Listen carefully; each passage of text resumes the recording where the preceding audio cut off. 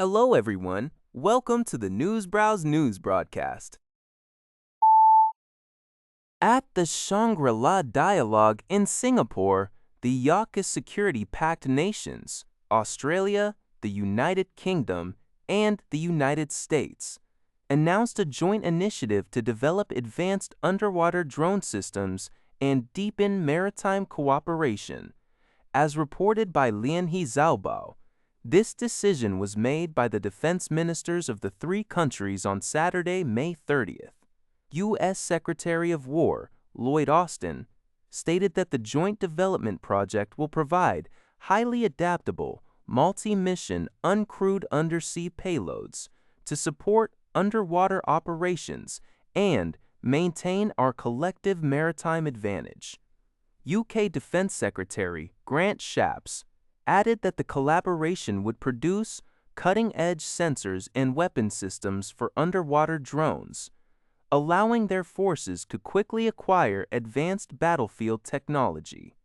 The AUKUS joint statement highlighted that the project aims to enhance the three nations' reconnaissance and strike capabilities and bolster their advantage in anti-submarine warfare, anti-surface warfare, mine countermeasures, electronic warfare, and nearshore maneuver operations. These advanced underwater drones are expected to begin delivery in 2027.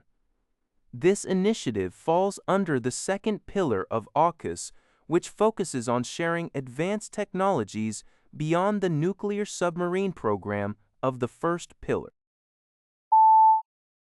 According to Iranian media reports cited by Linghe Sabol, Iranian Parliamentary Presidium member Salimi announced that a plan for Iran to exercise sovereign jurisdiction over the Strait of Hormuz is on the verge of parliamentary approval and is expected to become permanent law.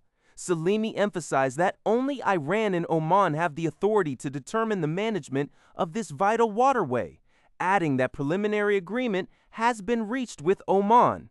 This development comes amidst ongoing tensions with the United States, despite recent statements from U.S. President Trump suggesting an imminent lifting of the U.S. naval blockade on the Strait of Hormuz.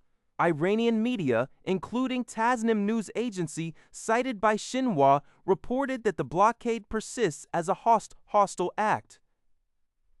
Attempts by some Iranian vessels to pass through the area following Trump's remarks were met with warnings from U.S. warships to turn back. Nevertheless, Iran's Fars news agency reported that 20 ships successfully navigated the Strait of Hormuz in the past 24 hours under the coordination of the Islamic Revolutionary Guard Corps Navy. Amidst escalating tensions between Iran and the United States, Washington has reiterated its prohibition against U.S. citizens entering into any agreement with Iran for safe passage through the Strait of Hormuz. This ban applies regardless of whether transit fees are involved. According to an updated statement released by the U.S. Treasury Department on Friday, May 29th, American citizens are explicitly forbidden from accepting services offered by the Iranian government, including those related to guarantees of safe passage.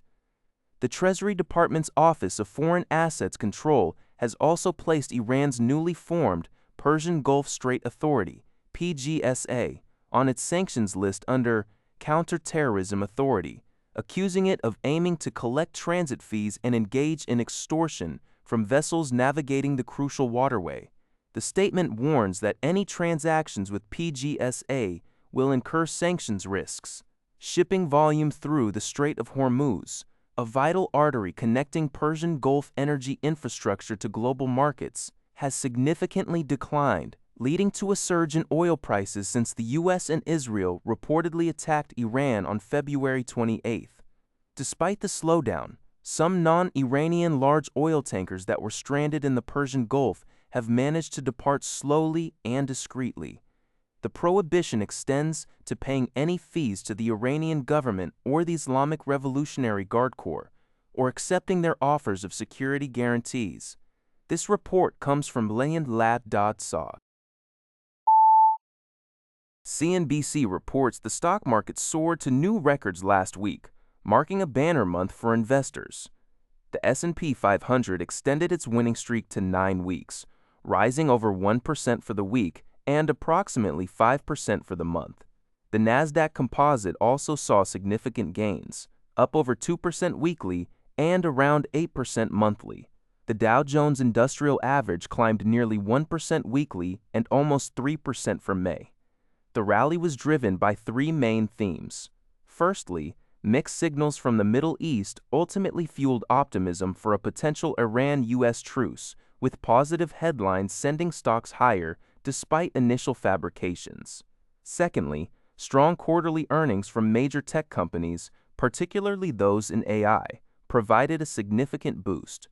Snowflake's $6 billion AI compute deal with Amazon Web Services and Dell's fastest-ever revenue growth due to AI demand propelled their shares.